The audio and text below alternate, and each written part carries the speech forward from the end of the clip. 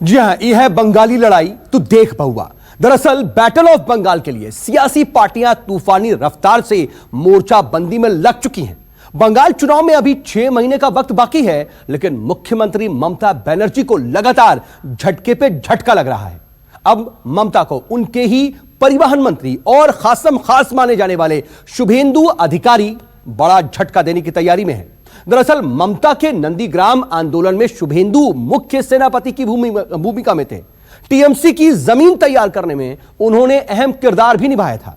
लेकिन अब शुभेंदु दादा ममता दीदी के तौर तरीकों से इतने नाराज हैं कि कोलकाता समेत सूबे के कई शहरों में पोस्टर तक लग गए हैं।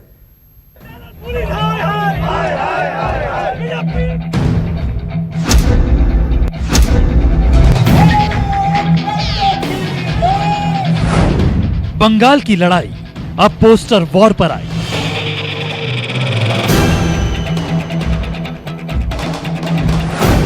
बैटल ऑफ बंगाल से पहले दादा बनाम दीदी।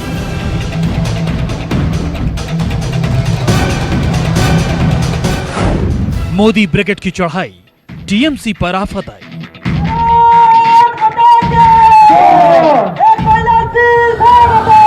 पश्चिम बंगाल चुनाव में भले ही अभी 6 महीने का वक्त बाकी हो, लेकिन कोलकाता की सड़कों को देखकर अंदाजा लगाया जा सकता है कि बंगाल में लड़ाई कितनी तीखी होने वाली है। बंगाल परिवर्तन करके रहेगा। कोलकाता की सड़कों पर लगे इस पोस्टर को गौर से देखिए। इसमें दिख रहे शख्स का नाम शुभेंदु अधिकारी है, जो ममता सरकार में परिवहन मंत्री की कुर्सी पर है। ये कभी ममता बनर्जी के खासम खास हुआ करते थे, लेकिन इन दिनों ममता से बहुत नाराज चल रहे हैं। इनकी नाराजगी का अंदाजा इन पोस्टर्स से लगाया जा सकता है। जिसका अपना व्यक्तिगत मत है, उसका ऊपर हमरा बोलने का कुछ नहीं है। वो पार्टी का सुप्रीमो है, वही बोलेगा। शुभेंदु अधिकारी तृणमूल में है, तृणमूल का मंत्री भी है। वो अभी तक कुछ बोला नहीं, उसका बारे में हम कुछ नहीं बोल सकता है। और उत्तर कोलकाता का हम तो पहले ही आपको बोला, जो बड़ा बाजार बीजेपी का टारगेट है, लेकिन बड़ा बाजार का हम जनता जानता है। कोलकाता समेत सूबे के कई हिस्सों में इसी तरह ममता बनर्जी के भी पोस्टर लगे हैं, जो इशारा कर रहे हैं कि बंगाल में दीदी बनाम दादा के बीच तल्खी कितनी ज्यादा बढ़ चुकी है। ऐसे में माना जा रहा है कि शुभेंदु अधिकारी कभी भी अपनी राह बदल सकते हैं। अब ये समझना भी जरूरी है कि आखिर शुभेंदु अधिकारी ममता बनर्जी से इतने नाराज क्यों हैं। बंगाल की सियासत की नब्ज समझने वाले पंडितों के मुताबिक तो आइए अब आपको बताते हैं कि आखिर शुभेंदु अधिकारी ममता बनर्जी से नाराज क्यों चल रहे हैं। दरअसल शुभेंदु अधिकारी ममता बनर्जी के भतीजे और लोकसभा सांसद अभिषेक बनर्जी से नाराज चल रहे हैं सीधे तौर पर। और टीएमसी के दूसरे नेताओं की तुलना में अभिषेक बनर्जी को ज्यादा अहमियत दिए जाने से ही दरअसल शुभेंदु ज्यादा उखड़े हुए हैं। और रणनीतिकार प्रशांत किशोर ने जिस तरह से संगठनात्मक बदलाव किया है, उससे भी वो नाराज हैं।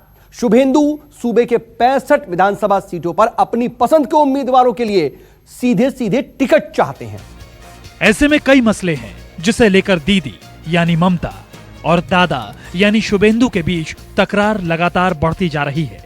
शुभेंदु अधिकारी की नाराजगी का अंदाजा इस बात से भी लगाया जा सकता है कि हाल में उन्होंने नंदीग्राम दिवस पर टीएमसी से अलग रैली की थी और मंच से भारत माता की जय के नारे लगाए थे। भारत माता जिंदाबाद। अब जरा उत्तर कोलकाता की सड़कों पर शुभेंदु अधिकारी के समर्थन में लगे पोस्टर्स पर क्या लिखा है, इसे भी समझ लीजिए। पहरेदार के आगोश में वो लोग सिर्फ सत्ता चाहते हैं। आप सूर्य की तरह चमके हैं। बंगाल में नया सवेरा लाने के लिए हम आपके समर्थक हैं। वोट आने से ही बीजेपी लोग उछल कूद शुरू कर देता है। 2011 में भी किया था, 2016 में भी किया था। वो लोग का फर्स्ट टारगेट रहता है बड़ा बाजार का जोड़ा साको क्षेत्र। 2011 में भी पब्लिक समझा दिया था, 2016 में भी समझा दिया था, अब 2021 में भी समझाएगा। आम जनता इतना ही जानता है, पश्चिम बंगाल में ममता बनर्जी जिस तरह से जनता का सुख दुख में रहकर जनता का सुविधा असुविधा देखते हैं, बंगाल का भी उन्नयन कर रहे, वो देख के ही गणतांत्रिक एकदम अधिकार से ही वोट होगा। पूर्वी मेदिनीपुर, पश्चिमी मेदिनीपुर, पश्चिमी वर्धमान, नदिया, मुर्शिदाबाद और उत्तर कोलकाता समेत कई इलाकों में इस तरह के पोस्टर्स लगे हैं, जिनमें न ममता बनर्जी की तस्वीर है न ही टीएमसी का जिक्र। ममता के करीबी नाराज दादा को मनाने की कई कोशिशें कर चुके हैं। ममता बनर्जी और प्रशांत किशोर दोनों ही अच्छी तरह से जानते हैं कि शुभेंदु अधिकारी की नाराजगी चुनाव में टीएमसी पर भारी पड़ सकती है। टीएमसी के रणनीतिकार भी अच्छी तरह से जानते हैं कि बीजेपी की नजर शुभेंदु अधिकारी जैसे कद्दावर नेताओं पे है। मतलब शुभेंदु अधिकारी अगर टीएमसी से छिटके तो बीजेपी हाथ फैलाए उनका स्वागत करती दिख सकती है। अब ये समझना भी जरूरी है कि बंगाल की राजनीति में शुभेंदु अधिकारी की छाप कितनी गहरी है। पश्चिमी मेदिनीपुर के साथ बांकुड़ा, पुरुलिया, झारग्राम और बीरभूम जिले के कुछ हिस्सों में 50 से ज्यादा विधानसभा सीटों पर शुभेंदु अधिकारी के परिवार का प्रभाव है। ऐसे में कयास लगाए जा रहे हैं कि शुभेंदु 2021 विधानसभा चुनाव से पहले अपनी पार्टी बना सकते हैं या दूसरे राजनीतिक विकल्पों को आजमा सकते हैं। पश्चिम बांग्ला शुभेंदु अधिकारी यदि भारतीय जनता पार्टी से जॉइन करবে এই সরকার থাকবে না, সরকার পড়ে যাবে। 5 জন সাংসদ বললাম তো, 5 জন সাংসদ যে কোনো মুহূর্তে রিজাইন দিয়ে দেবেন তৃণমূল পার্টি। अब ये समझना भी जरूरी है कि शुभेंदु अधिकारी कभी ममता के खासम खास कैसे बने।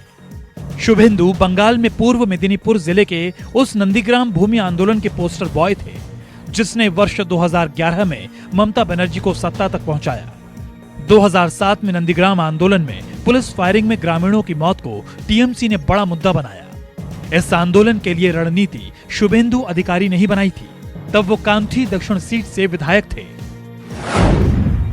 शुभेंदु अधिकारी ने कमेटी बनाकर नंदीग्राम के लोगों को एकजुट किया, वाम मोर्चा सरकार के खिलाफ भूमि आंदोलन की धार तेज की। पश्चिमी मेदिनीपुर, पुरुलिया और बांकुड़ा जिले में टीएमसी की जमीन मजबूत की। ममता की अगुवाई में 2007 में हुए इस आंदोलन ने ही बंगाल में दशकों से चले आ रहे वाम मोर्चा के शासन को उखाड़ फेंका था। जुड़ासको क्षेत्रों मिक्स्ड एरिया है, हर भाषा भाषी का जनता यहाँ रहते हैं, लेकिन जो लोग बंगाल में रहते हैं ना वो लोग जानते हैं बंगाल का माननीय वर्तमान मुख्यमंत्री क्या करते हैं, किस तरह से आम जनता का संग रहते हैं, वो देख के ही वोट होगा। तो वो लोग सपना देख रहे, देखने दीजिए, जब वोट होगा रिजल्ट बता देगा। 2 बार सांसद रह चुके शुभेंदु अधिकारी का परिवार बंगाल में सियासी रूप से बहुत ज्यादा मजबूत माना जाता है। उनके एक भाई दिव्येंदु तमलुक से लोकसभा सदस्य हैं, वहीं सबसे छोटे भाई सौमेंद्रु कांठी नगर पालिका के अध्यक्ष हैं। उनके पिता शिशिर अधिकारी टीएमसी सांसद हैं, जो कि कांठी निर्वाचन क्षेत्र से चुने हुए हैं और वहां की नुमाइंदगी करते हैं। बंगाल की राजनीति में शुभेंदु परिवार की असरदार भूमिका को देखते हुए ममता की कोशिश है कि दादा परिवार टीएमसी के साथ जुड़ा रहे। वहीं बीजेपी रणनीतिकारों की सोच है कि अगर शुभेंदु अधिकारी उनके पाले में आए तो बैटल ऑफ बंगाल में उनकी जीत की राह आसान हो जाएगी। कोलकाता से मनोज पांडे के साथ ब्यूरो रिपोर्ट, न्यूज़ 24।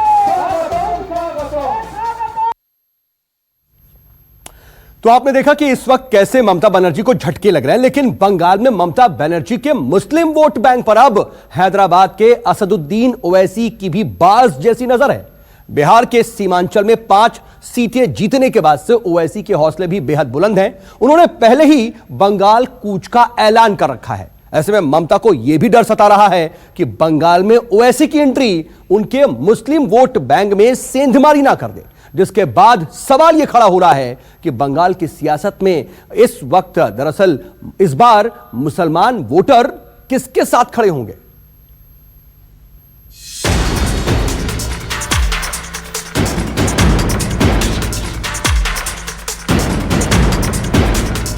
अभी इस वक्त ममता का हुकूमत आया हुआ है और ममता ही के पीछे पूरा आदमी लगा हुआ है। बैटल ऑफ बंगाल में किस ओर जाएंगे मुस्लिम वोटर? दीदी हम लोग के लिए ठीक है। मुस्लिम देंगे ममता का साथ या ओवैसी बिगाड़ेंगे गेम? ओवैसी आ रहा है ये वोट काटने के लिए, बीजेपी को जिताने के लिए। लेफ्ट, राइट, सेंटर, मुस्लिम बंगाल में सबसे बड़े गेम चेंजर। इस साल ममता का जितना मुश्किल है, इसलिए एमआईएम पार्टी से गठबंधन करना बहुत जरूरी है। ममता बनर्जी परेशान है। मुस्लिम वोटर्स का उन्हें पहले की तरह साथ मिलेगा या नहीं? कांग्रेस परेशान है कि मुस्लिम वोटर उस पर भरोसा करेंगे या नहीं। लेफ्ट पार्टियां परेशान हैं कि मुस्लिम वोटर अगर छिटके तो उनका क्या होगा। हैदराबाद के ओवैसी उम्मीदों की उड़न खटोले पर सवार हैं। वो बंगाल के सियासी अखाड़े में उतरने का ऐलान कर चुके हैं। ऐसे में न्यूज 24 की टीम हावड़ा के पीलखाना इलाके में पहुंची लोगों के मन को टटोलने। पश्चिम बंगाल में 2021 के विधानसभा चुनाव की तैयारी हो चुकी है और कह सकते हैं कि लोगों का क्या मत है। इस समय हम पहुंच चुके हैं, ये पिलखाना इलाका है। आप देख सकते हैं कि पूरा का पूरा जिस तरह से यहाँ पे सभी लोग रहते हैं और लोगों के मतों को जानने के लिए हम कोशिश करेंगे कि किस तरह से यहाँ पे देखे जो लोग हैं बाकायदा हर कोई अपने मत का प्रयोग करता है और अपने अधिकार से सरकार को बनाता है और हर कोई चाहता है कि जो सरकार बने लोगों के लिए काम करे। और यहाँ पे इस पिलखाना में काफी लोग हैं, हम इन्हीं से जानेंगे कि जो सरकार को चुने, सरकार जनता के लिए क्या करती है और किस तरह का है। चाचा जान, जिस तरह से देखे कि 2021 का विधानसभा चुनाव आ रहा है, पश्चिम बंगाल में कह सकते हैं टीएमसी पार्टी है, बीजेपी भी अपना वर्चस्व बढ़ा रहा है, ओवैसी भी बिहार में उन्होंने चुनाव लड़ा था, अब बंगाल में आ रहे हैं। कैसे आप लोग किसको चाहते हैं और आप लोगों का मुद्दा क्या है? मुद्दा क्या है? जो है ममता है, ममता रहेगी। ओवैसी को वोट नहीं मिलेगा। ममता दी है, ममता दी हमेशा रहेगी। ममता दी जिंदाबाद, वो हमेशा हम लोगों के दिल में रहेगी। जी, जाहिर सी बात है। देखिए, यहाँ पे पश्चिम बंगाल की मुख्यमंत्री ममता बनर्जी को लोग पसंद करते हैं। उनका कहना है कि ओवैसी कहीं न कहीं बीजेपी के बी पार्टी के रूप में आ रहे हैं। पश्चिम बंगाल में ओवैसी भी आ रहे हैं। किस तरह का यहाँ पे चुनावी मुद्दा होने वाला है? जी, only for Mamata Banerjee, only for Mamata Banerjee. हम लोग उन्हीं को लाइक करते हैं। बिहार के सीमांचल में 5 सीटें जीतने के बाद से ही ओवैसी के हौसले बुलंद हैं। वो जानते हैं कि बंगाल के सरहदी इलाकों का मिजाज काफी हद तक सीमांचल से मिलता जुलता है। ऐसे में ओवैसी को पश्चिम बंगाल में अपनी पार्टी AIMIM के लिए सीमांचल से भी बेहतर प्रदर्शन की उम्मीद दिख रही है। ओवैसी की नजर खास तौर से अल्पसंख्यक बहुल मालदा, मुर्शिदाबाद, उत्तरी दिनाजपुर और हावड़ा पर है। ओवैसी की पार्टी बंगाल में तेजी से सियासी जमीन तैयार करने में लगी हुई है। इसके लिए अभी से भीतर खाने उम्मीदवारों के चुनाव की प्रक्रिया भी शुरू हो चुकी है। हालांकि अभी तक ये साफ नहीं है कि असदुद्दीन ओवैसी की पार्टी कितनी सीटों पर चुनाव लड़ेगी। खुद सुनिए बैटल ऑफ बंगाल में ओवैसी की एंट्री के ऐलान को वहां के वोटर्स किस तरह से देखते हैं। MIM जो पार्टी आने वाली है वो बहुत अच्छा है, आएगी। और अपना एक जो मुस्लिम को वोट चाहिए, जिस तरह का माहौल है ना भाई, सर आपको बता रहे माहौल के हिसाब से ठीक आना पड़ेगा। ओबीसी का कोई सपोर्ट नहीं है यहाँ पे। यहाँ एक ही सपोर्ट है दीदी का। देखिए, हर काम भगवान भी पूरा नहीं कर सकता है। भगवान भी अगर सबका पूरा करने लगे तो गरीब कोई नहीं रहेगा। तो इसीलिए कहीं कहीं काम दीदी का गलत होता है, लेकिन भगवान के पास भी जाइएगा तो वो भी पूरा काम नहीं कर पाएगा। हम लोग अपना ममता दीदी को पसंद करते हैं। क्या समझा, हम लोग को नहीं चाहिए। जो हम लोग का बस दीदी है, दीदी रहेगा, हम लोग को वही चाहिए। आप एक रीजन तो बता दीजिए, हम वोट देने के तैयार है, लेकिन एक रीजन बता दीजिए कि हाँ बीजेपी को क्यों वोट दें। हम ममता बनर्जी का जो है इसलिए सपोर्ट करते हैं कि उन्होंने काम किया है। 10 साल में काफी लोग संतुष्ट है। दरअसल बदले समीकरण में ममता बनर्जी अच्छी तरह समझ रही हैं कि बैटल ऑफ बंगाल में ओवैसी की एंट्री का मतलब है टीएमसी के वोट बैंक में सेंधमारी। ऐसे में ममता पहले से ही सूबे के लोगों से बाहरियों के विरोध की अपील करने लगी है। अब जरा बैटल ऑफ बंगाल के चरित्र को समझिए। बंगाल की आबादी में हिंदुओं की तादाद करीब 70% है, मुस्लिम वोटर्स करीब 28% और अन्य 2%। बंगाल के अखाड़े में टीएमसी और बीजेपी आमने सामने है। बीजेपी और टीएमसी में मुख्य मुकाबला तय है। वाम दलों की लड़ाई भी ममता बनर्जी से ही है। बंगाल की राजनीति में कांग्रेस हाशिए पर खड़ी है। बीजेपी की नजर सूबे के बड़े हिंदू वोट बैंक पर है। सबका साथ, सबका विकास, सबका विश्वास नारे के जरिए एक एक वोट जोड़ने में लगी है बीजेपी। अब तक मुस्लिम वोट बैंक ममता बनर्जी के साथ रहा है। ममता को डर है कि ओवैसी की एंट्री से उनका मुस्लिम वोट बैंक बंटेगा, जिसका खामियाजा टीएमसी को उठाना पड़ सकता है। बैटल ऑफ बंगाल में तेजी से बदलते समीकरणों के बीच समाजवादी पार्टी ने भी अखाड़े में उतरने की तैयारी कर दी है। बंगाल का जनता सेकुलर है, से हिंदू भी सेकुलर है, मुस्लिम भी सेकुलर है। आप देखिए, बंगाल में दुर्गा पूजा में मुस्लिम भाई भी शामिल होता है। बंगाल में काली पूजा में मुस्लिम भाई भी शामिल होता है, मुस्लिम भाई का ईद में हिंदू भी शामिल होता है। ये बंगाल का एक परंपरा है। यहाँ हिंदू मुस्लिम का कोई विवाद नहीं है, कोई विरोध भी नहीं है। और कम्युनल मुद्दा लेके कभी हम लोग चुनाव में यहाँ नहीं लड़ाई किया। मेरा विश्वास है ये चुनाव में जो कम्युनल मुद्दा लेके जो आएंगे, जिस नाम से आएंगे, जनता उनको समर्थन नहीं करेंगे।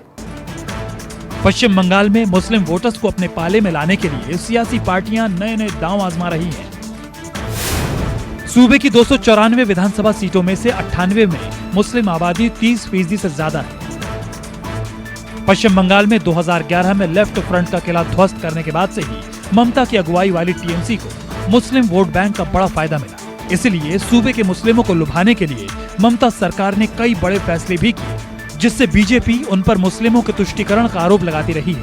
ऐसे में बंगाल में बीजेपी सीएए और एनआरसी के जरिए बहुसंख्यक वोटों के ध्रुवीकरण का दांव आजमा सकती है। हिंदुस्तान में एक भी घुसपैठियों को हम रहने नहीं देंगे, चुन चुन कर बाहर निकालेंगे, एक भी घुसपैठिया। बीजेपी जानती है कि जितना ज्यादा वोटों का ध्रुवीकरण होगा, कमल के लिए माहौल उतना ही बेहतर बनेगा। लेकिन इस बार बैटल ऑफ बंगाल में मुस्लिम वोटर्स किसके साथ खड़े होंगे, ये एक बड़ा यक्ष प्रश्न बना हुआ है। मनोज पांडे, कोलकाता, न्यूज़ 24। इतना साफ है कि बंगाल की लड़ाई में मुस्लिम वोट बैंक एक बड़ा फैक्टर है। सूबे की करीब 1/3 विधानसभा सीटों पर मुस्लिम वोटरों की तादाद 30% से ज्यादा है। बंगाल के सामाजिक समीकरणों को देखते हुए बीजेपी की जो रणनीति है वो तय तौर पर सीएए, एनआरसी जैसे मुद्दों को गर्म करने की मानी जा रही है, जिससे अगर वोटों का ध्रुवीकरण हुआ तो इसका फायदा बीजेपी को मिलना तय माना जा रहा है। ऐसे में यह समझना भी जरूरी है कि बैटल ऑफ बंगाल में आखिर मुस्लिम वोटर इतने अहम क्यों हो गए हैं।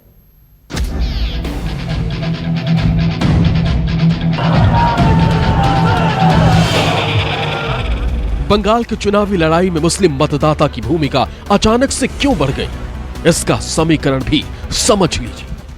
आइए अब आपको मुस्लिम वोटों का समीकरण समझाने की कोशिश करते हैं। और बंगाल चुनाव बहुत खास हो जाता है इस समीकरण के लिहाज से, क्योंकि बंगाल चुनाव में अल्पसंख्यक वोटर काफी अहम रोल निभाता है।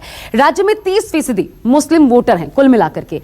राज्य में मुस्लिमों का कुल वोट 28 से 30% इनका हिस्सा आता है। राज्य की कुल मिलाकर के 294 सीटों की अगर बात करें तो इनमें से 120 पर इनकी निर्णायक भूमिका हो जाती है। लोकसभा सीटों पर अगर नजर डालिए तो 16 से 18 सीटें ऐसी हैं जहां 20% से लेकर के 60% तक मुस्लिम आबादी है। राज्य की 16 से 18 लोकसभा सीटों पर मुस्लिम खुद निर्णायक भूमिका निभाते हैं। इनमें उत्तर बंगाल की रायगंज, कूच बिहार, बालूरघाट, ऐसे वो तमाम इलाके हैं, रायगंज हो गया, कूच बिहार, बालूरघाट, मालदा उत्तर, साथ ही मालदा दक्षिण, इसके अलावा मुर्शिदाबाद, ये तमाम सीटें प्रमुख हैं। दक्षिण बंगाल की बात करना भी यहाँ पे महत्वपूर्ण हो जाता है। अगर यहाँ की आप बात करिए और यहाँ पर मुस्लिम वोटों का समीकरण समझने की कोशिश करिए तो डायमंड हार्बर, इसके अलावा उलबेड़िया, हावड़ा, वीरभूम, तमलुक, जयनगर, ये तमाम इंपॉर्टेंट सीटें हैं जहां पर मुस्लिम फैक्टर काम आता है।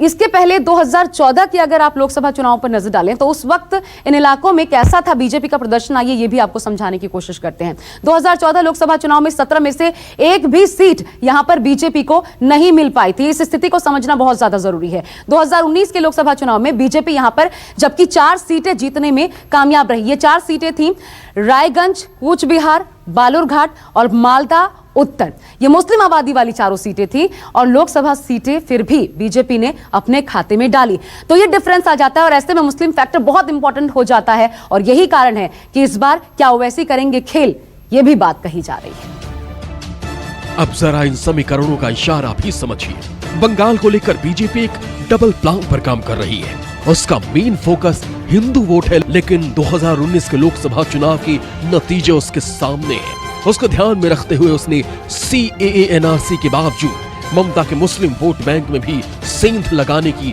पुख्ता तैयारी की है। यहां यह जानना भी जरूरी होगा कि बंगाल में बीजेपी एक दिन में ही दूसरे नंबर की पार्टी नहीं बन गई, बल्कि इसके पीछे बीजेपी के साथ संघ की भी अहम भूमिका है। पश्चिम बंगाल में बीजेपी के मिशन को आगे बढ़ाने के लिए संघ ने भी कमर कस ली है। नमस्कार, मैं हूं मानक गुप्ता।